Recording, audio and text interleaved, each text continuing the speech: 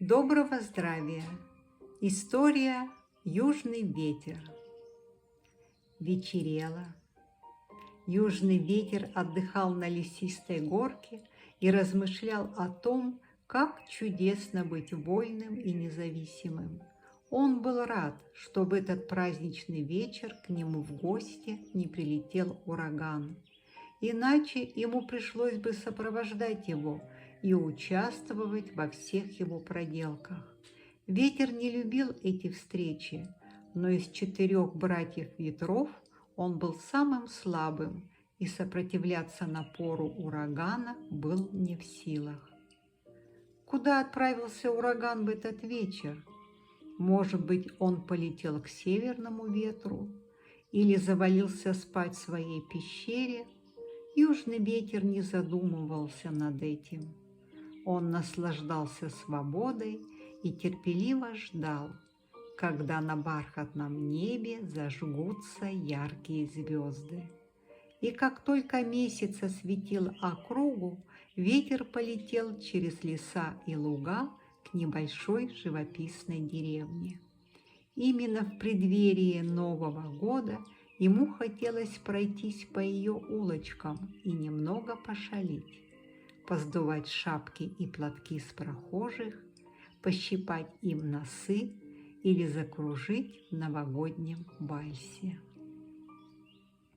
Новогодняя ночь только началась, а южный ветер уже облетел все дома в деревне, погудел в трубах, похлопал калитками и ставнями, постучал в окна.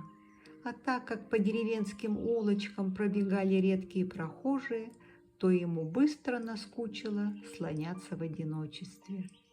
Он остановился перед домом с ухоженным яблоневым садом.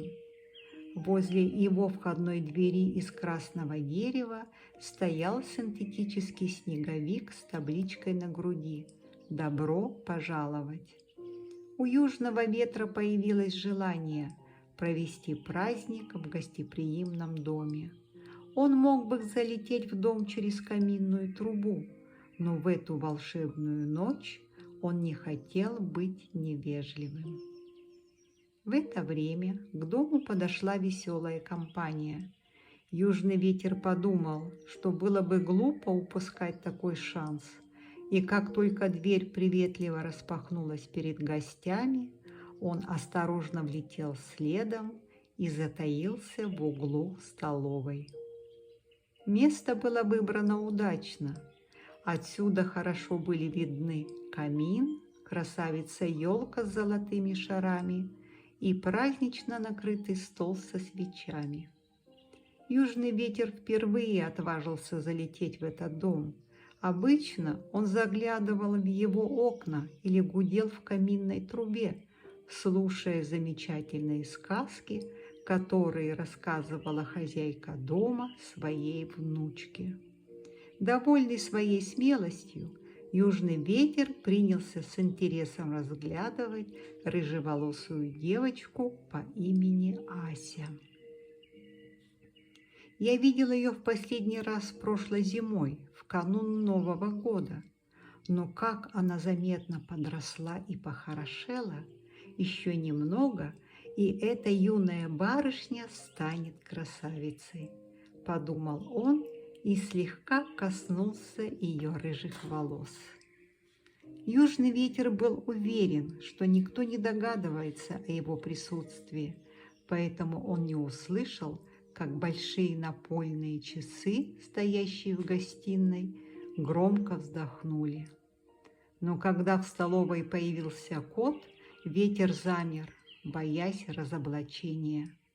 Пушистый комок сразу заметил незваного гостя. Он выгнул спину и зашипел. К счастью, южному ветру не пришлось покидать уютный дом. Его положение спасла Ася. Она ласково пожурила кота, а затем отнесла его на кухню. Вскоре гостей пригласили к столу, блюда с угощениями были поданы, и началось шумное застолье.